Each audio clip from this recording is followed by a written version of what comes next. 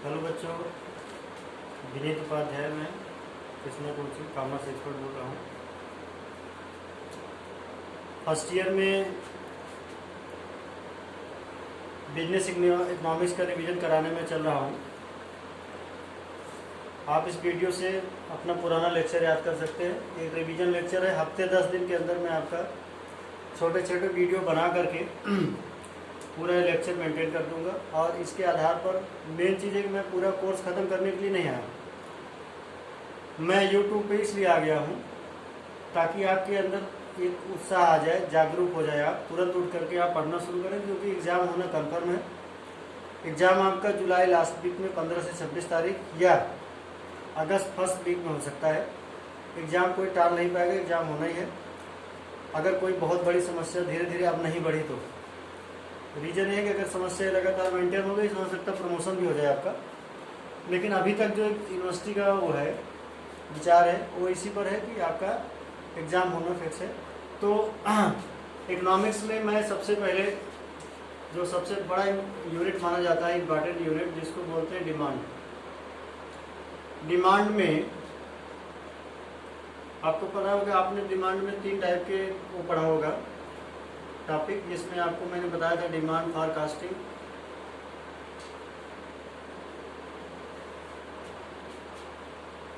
Elasticity of demand, और जो present demand की बात करता है डिमांड एनालिसिस। प्रेजेंट डिमांड की बात में आपका डिमांड एनालिसिस आता है। बेसिकली केवल 2 ही डिमांड आपको पढ़ने थे, आपको इलास्टिसिटी और ये आपने 11-12 में पढ़े। लेकिन इलास्टिसिटी डिमांड का ही एक ऐसा पार्ट जो है आपके सिलेबस में नया जोड़ा गया है, जिसको बोला जाता है डिमांड फॉरकास्टिंग। इन तीनों में महत्वपूर्ण टॉपिक ये माना जाता है, इसलिए इम्पॉर्टेंट टॉपिक मैं आपको पढ़ाऊँगा। बाकी आप पढ़ेंगे, नोट्स आपके पास हैं। डिमांड फॉरकास्टिंग पर मैं बात करने चल रहा हूँ।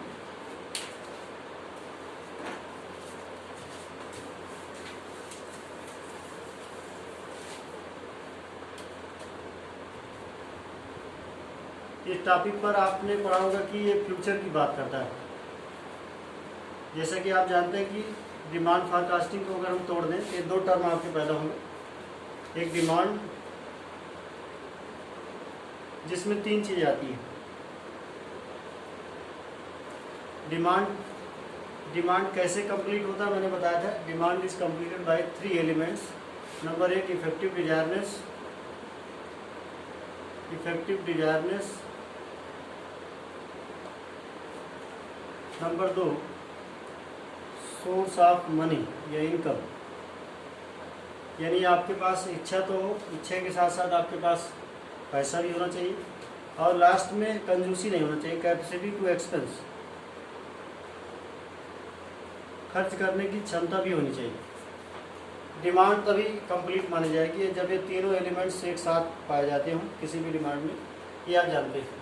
और बच्चों, यहाँ जो फॉरकास्टिंग शब्द आ रहा है, फॉरकास्टिंग शब्द हमेशा फ्यूचर में होने वाले चेंजेस की बात करता है। ये ना तो प्रेजेंट से जुड़ा है ना तो पास्ट से जुड़ा है। फॉरकास्टिंग जो शब्द होता है, इस टर्म का इस्तेमाल हम फ्यूचर में होने वाले चेंजेस के लिए करते हैं। यानी फॉरकास्टिंग यहाँ पर ये चीज़ बताएगा कि फ्यूचर में क्या चेंजेज आ रहे हैं मार्केट में,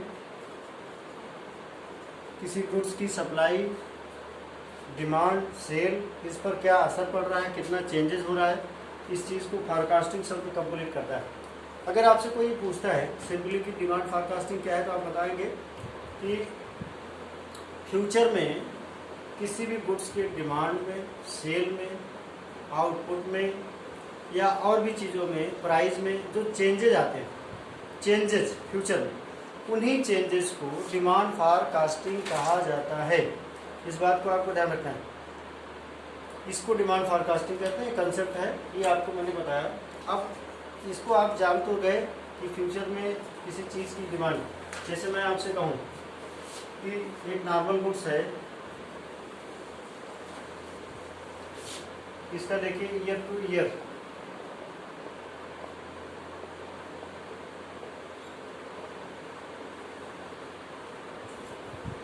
ये आपने डिमांड करा था लगातार। ये नॉर्मल गुड्स है,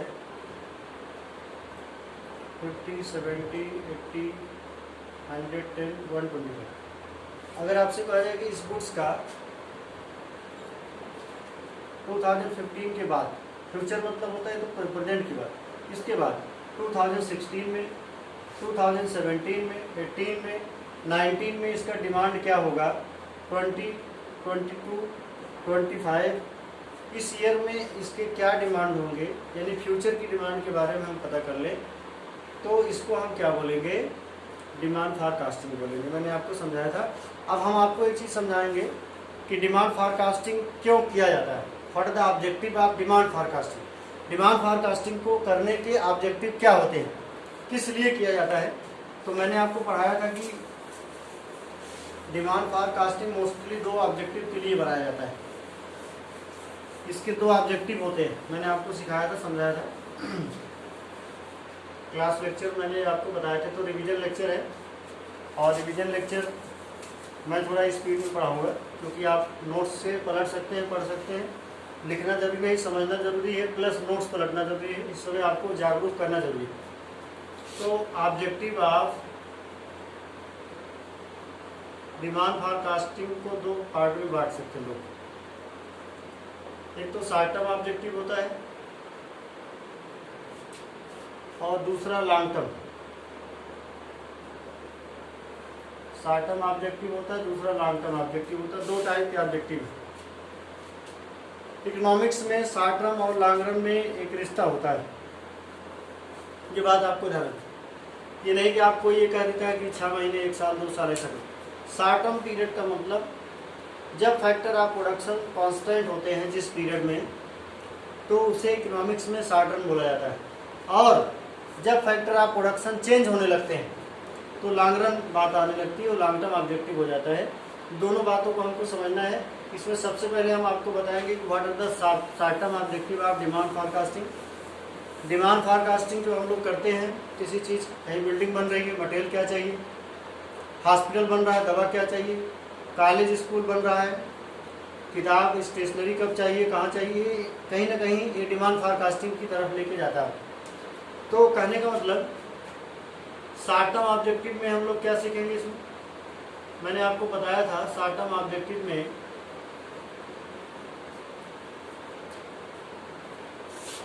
हमने आपको बताया था कि सबसे पहला पॉइंट आपको मैंने बताया होगा short term financial requirement.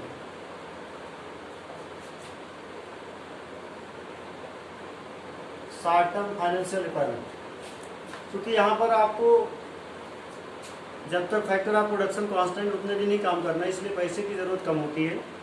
Short term requirement of raw material, मैंने आपको बताया था यहाँ पर रॉ मटेरियल की ज़रूरत भी कम होती है। Short term requirement of raw material, short term requirement of man power, या इसको लेबर बोल सकते हैं आप। शॉर्ट टर्म बहुत कम लोगों की ज़रूरत होती है और बहुत कम समय के लिए होती है, जब तक ये उसी पीरियड के लिए ज़रूरत होती है, उससे ज़्यादा नहीं। लेकिन मशीनरी का मैक्सिमम यूटिलाइजेशन होता है, इसीलिए मैंने आपको बताया था मैक्सिमम। अब उस पीरियड के बाद चूँकि वो मशीनरी चलन से बाहर हो जाएगी, मार्केट में लोग उसको खरीदेंगे नहीं, कोई नई मशीनरी आ जाती है, इसलिए लोग जो है maximum utilisation of plant and machinery करते हैं। जहाँ पर मैंने आपको बताया था शॉर्ट टर्म सेल पॉलिसी बनाई जाती है कि हम कैसे मार्केट में गुड्स को अपने बेचेंगे। यहाँ सेल पॉलिसी का मतलब एडवर्टीजमेंट से नहीं, क्योंकि शॉर्ट टर्म में कोई भी प्रोड्यूसर एडवर्टीजमेंट पे कम ध्यान देता है, जबकि और चीज़ों पर ज़्यादा ध्यान देता है। Short term production policy, short term production policy, इसमें भी आती है किस तरीके से कितना प्रोडक्शन करें।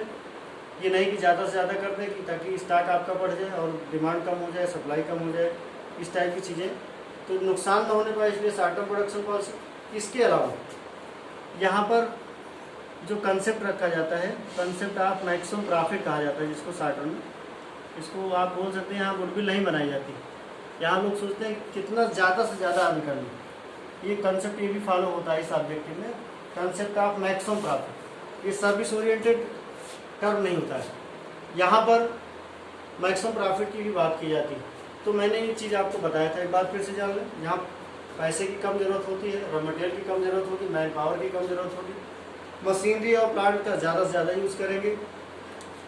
सेल पॉलिसी पर ध्यान रखते हैं, वो भी शॉर्ट टर्म पीरियड के लिए बनाते हैं। प्रोडक्शन पॉलिसी भी प्रॉफिट का कंसेप्ट बढ़ा देते हैं। ये बच्चों हो गया शॉर्ट टर्म ऑब्जेक्टिव। और इसके जस्ट अपोजिट जब हम पढ़ेंगे, अब हम लोग आते हैं long term objective.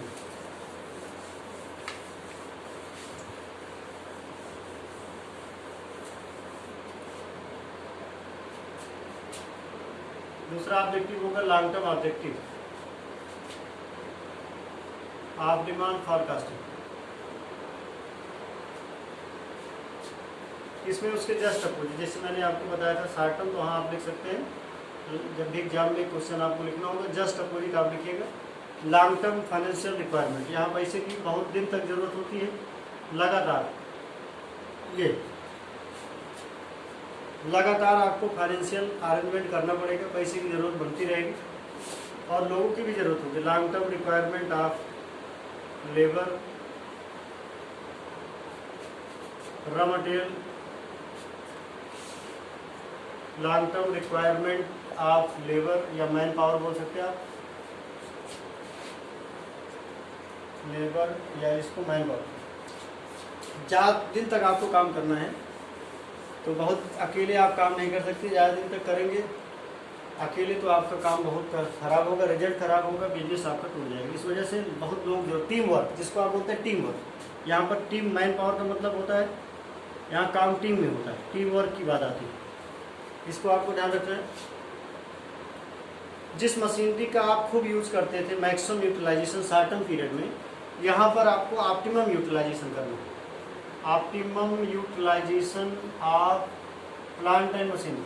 Short term period में आप ज़्यादा से ज़्यादा यूज़ करते थे, क्योंकि उस मशीनरी को मार्केट से लोग हटा देते थे, चलन से बाहर हो जाती थी, उसको बेचना पड़ता था, एक स्क्रैप के भाव से आप बेच देते थे। लेकिन यहाँ पर ऑप्टिमम करते हैं, क्योंकि उस मशीनरी को कई साल तक, कई वर्षों तक, मतलब इसको लॉन्ग टर्म पीरियड तक आपको यूज़ करना है। लेकिन इसी वजह से इसको आपको बहुत आसानी और बहुत आराम से यूज़ किया जाता है, करना पड़ता है। Optimum utilisation of plant and machinery की बात आ गई।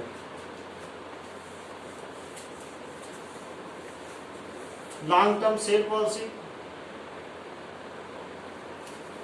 शॉर्ट टर्म और लॉन्ग टर्म सेल पॉलिसी में फ़र्क क्या होता है?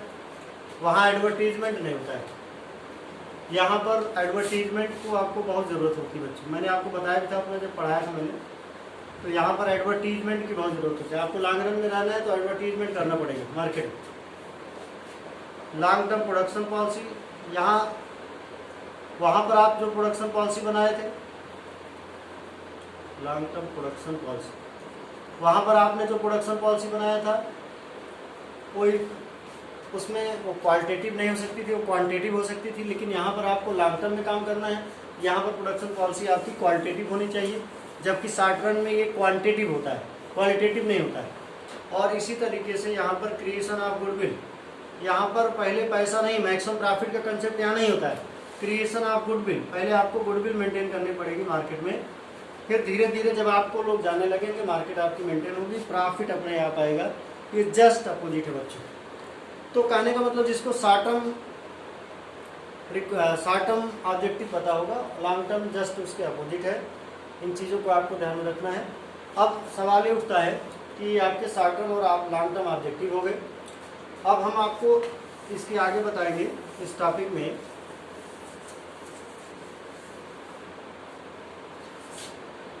तीसरा लेक्चर तो इसमें बनता है methods of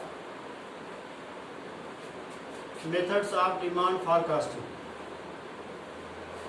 methods of demand forecasting, demand forecasting के जो मेथड्स हैं, मैथमेटिकल मेथड, इसको मैंने और भी बताया होगा आपको किस नाम से जाना जाता है, मैथमेटिकल मेथड या स्टैट्स के बेस पर होता है। ये बहुत इंपॉर्टेंट, हम लोगों के समय में इससे नहीं मिलकर आता था। इस पर मैंने पूरी बात आपसे किया है और आप पूरा एग्जाम्पल आप देख सकते हैं क्या क्या चीज़ें हैं। कंज्यूमर बिहेवियर मेथड, कंज्यूमर के बिहेव के आधार पर हम लोग चेक कर सकते हैं कहाँ किस चीज़ की कब क्या चेंजेस हो सकती है demand. Consumer behaviour method,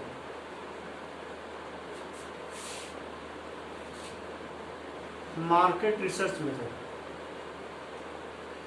market research primary data secondary data के बेस पर भी हम करके डिमांड फोरकास्टिंग कर सकते हैं। Market research method.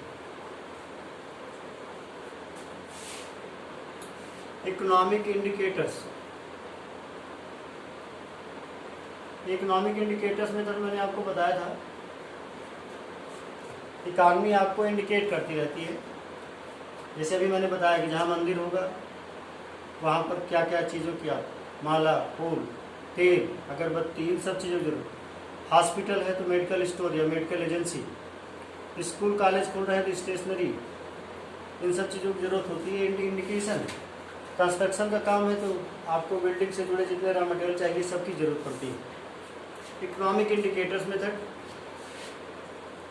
और जब हम एजेंट पर प्रेशर बनाते हैं जिसको बोलते हैं सेल्स फोर्स कंपोजिट मेथड, मैंने आपको सिखाया था। इस मेथड में हम किसी एजेंट पर प्रेशर डालते हैं कि आपको इतना सेलिंग करना है, अदरवाइज आप जा सकते हैं। कोई यहाँ फोर्स बनता है, विक्रयबल सम्मिश्रण मैंने बताया था। प्रोजेक्ट मेथड या प्रोजेक्शन मेथड, यहाँ पर प्रोजेक्ट बनाया जाता है। प्रोडक्ट दो मॉडल यहाँ पर बनते हैं, आपको मैंने नोट्स में लिखाया होगा।